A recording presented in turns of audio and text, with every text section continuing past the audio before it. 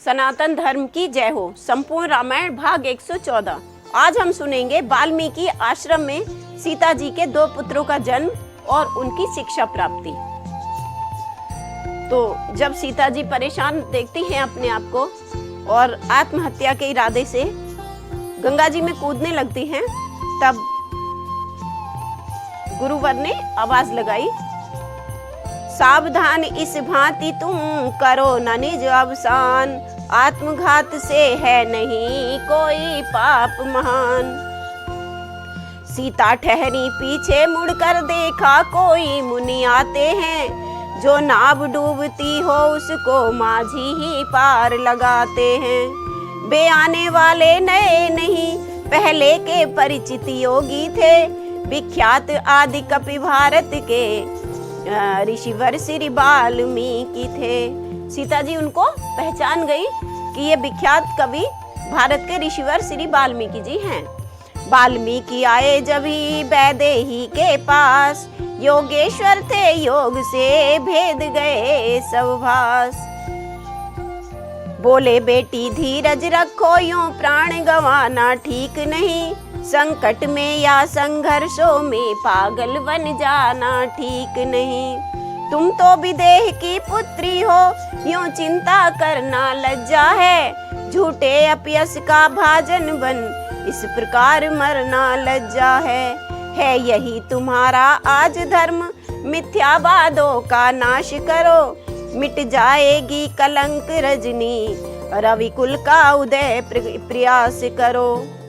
अनुचित है फिर भी कहता हूँ, तुम खोटी बात कर रही हो, जो गर्भवती हो कर बेटी जल में अब घात कर रही हो। वो तो दूरदर्शी थे, उन्हें पहचान लिया उन्होंने कि सीता जी गर्भवती भी हैं। तो कहते हैं कि मैं कहना तो नहीं चाहता हूँ, लेकिन कहता हूँ कि आप गर्भवती होके ऐसा काम कर रही हैं, आत्महत्या करने की तैयारी कर रही हैं। तो जाग उठी श्री जानकी सुनकर ऐसे बैन, फिर बोली मुनिराज से कर कुछ नीचे नैन। क्या था हो गया मुझे क्या था, क्या सचमुच डूब रही थी मैं, कुछ ध्यान नहीं क्या थे विचार जिनमें अब तक वही थी मैं। वैदेही ठोर चाहती थी रघुकुल की लाज बचाने को, जीवन ही में दूसरी बार फिर पाती व्रत दिखलाने को। सीता जी विचारों में इतनी खोई हुई थी, उन्हें ये एहसास ही नहीं हुआ कि वो क्या करने जा रही हैं। इतने में बहने लगा फिर नैनों से नीर, देख न सके दयालु मुनि तप्त हृदय की पीर। सोचा इस संसार की है अलवेली चाल, कोई कहीं बहाल है कोई है बेहाल। जिसका पति अवध नरेश्वर हो, जो अवधेश्वरी कहलाती है, वह ही मारी मारी फिरती रहने को ठौर न पाती है। आती है बड़ी हंसी मुझको, विधना की उल्टी माया है, सब भांति सती जो है नारी, उसको ही दोष लगाया है। कहते हैं ये भी प्रभु की बड़ी अजीब माया है कि जो सब भांति सती है उसको दोष लगा दिया। इन्हीं विचारों में रहे कुछ क्षण मुनि लवलीन, फिर सीता जी से कहा क्यों होती हो दीन।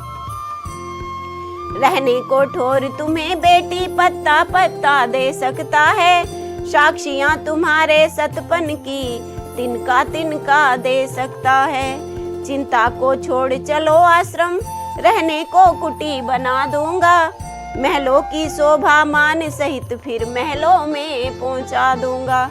ऐसा वादा भी मुनि ने कर लिया कि कुछ दिन मेरी कुटी में रहो, फिर आपको महलों तक मैं पहुंचा दूंगा।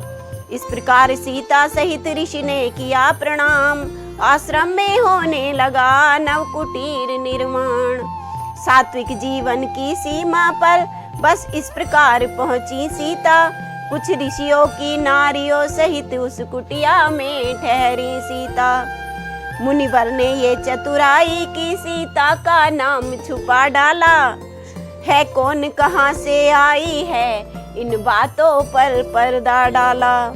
बंदे भी कहने लगे सभी, पड़ गया नाम यह सीता का, ऋषि कन्याओं का काम करे हो गया काम यह सीता का। प्राय हिरणों के बच्चों को गोदी में सिया खिलाती थी, गौओं के बछड़ों को बहुधा नहलाती नीर पिलाती थी। ऋषि आश्रम की फुलवारी को खुद आप निराया करती थी, उन छोटे छोटे पौधों में पानी पहुंचाया करती थी। बे तुलसी के बे बेले के, बे बिल्व आंवले के बिरवे, बे जूही गुलाब चमेली के, केतकी के विड़े के बिरवे। बारामासी से हो कर कुछ दिन खूब लहक उठे, बनदेवी का कर लगते ही बन के सब फूल महक उठे।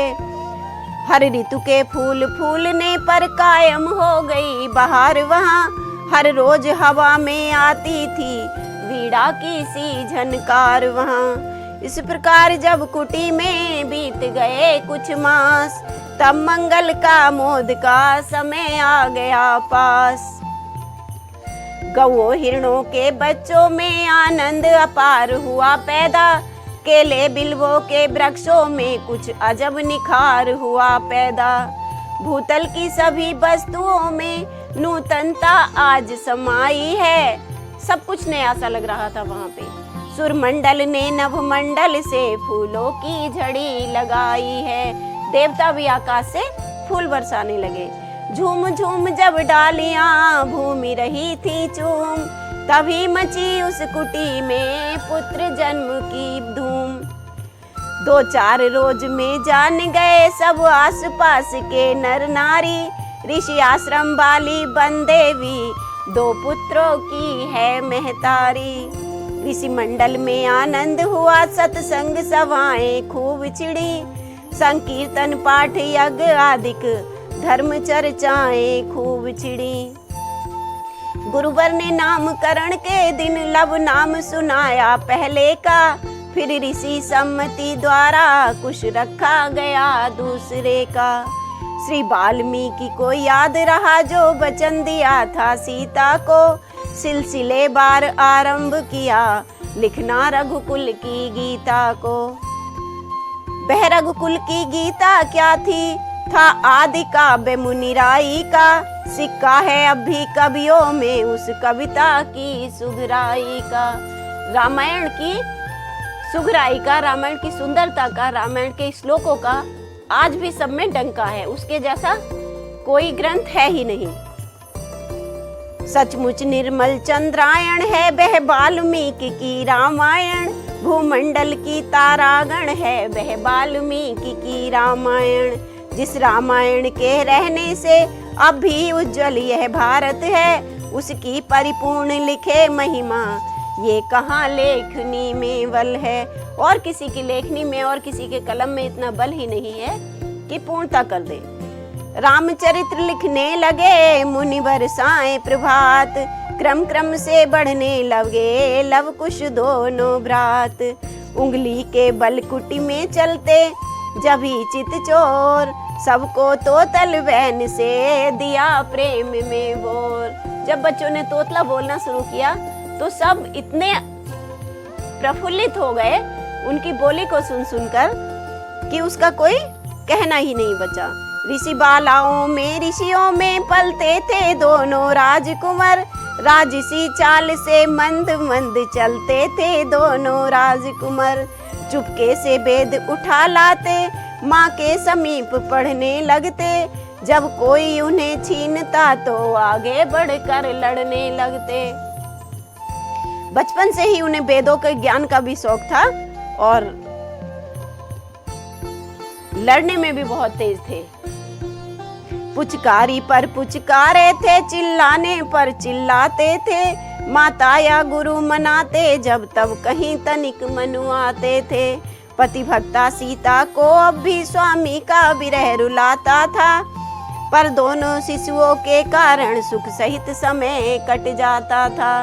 8 वर्ष के हो गए जब दोनों ही भ्रात, मुनि तब समझाने लगे धर्म कर्म की बात। दोनों ही बतलाई विधि से करते थे नित्य कर्म अपना, जैसे जैसे मुनि इनको बताते थे बिल्कुल वैसे ही ये करते थे। विद्या के साथ बलार्जन भी समझे थे मुख्य धर्म अपना। प्राय सिंहों के बच्चों से बेउस वन में भिड़ जाते थे, अपने स्वाभाविक बल द्वारा उनको नीचा दिखलाते थे। जो सिंहों के बच्चे थे उनसे भिड़ जाते थे और उनको पछाड़ भी देते थे। गंगा में नित्य तैरते थे, गोचारण के भी प्रेमी थे, माता का आदर करते थे, गुरु सेवा के भी नेमी थे। माँ भी अपनी ममताओं से रखती कभी ना रहित इन्हें, बंदे भी ये माँ को कहते, कुछ और नहीं था विदित इन्हें। ऋषिवर वेदों के साथ साथ क्षत्रिय विद्या सिखलाते थे, क्षत्रिय विद्या उनको युद्ध का ज्ञान भी देते रहे। रामायण भी थोड़ी थोड़ी बीड़ा पर नित्य गवाते थे, और रामायण की भी थोड़ी थोड़ी बच्चों को बीड़ा सिखाई और उस पर गाना भी सिखा दिया। आश्रम में जिस दिवस भी जम जाता ऋषि वृंद, बीड़ा पर तब बालक गाते थे सानंद, बीड़ा पे तब बालक गाते थे सानंद। और इसी के साथ अपनी कथा को आज हम यहीं विराम देते हैं। कल हम सुनेंगे सीता जी के वनवास के बाद कैसे रंग भंग हुआ अयोध्या का। रामायण के पिछले भाग देखने के लिए साहित्य संगम की संपूर्ण रामायण प्लेलिस्ट पर जाएं, वीडियो को लाइक करें, चैनल को सब्सक्राइब करें और हमारी वीडियो आपको कैसी लगती कमेंट करके बताएं। जय सीताराम जी की, जय राधे श्याम जी की।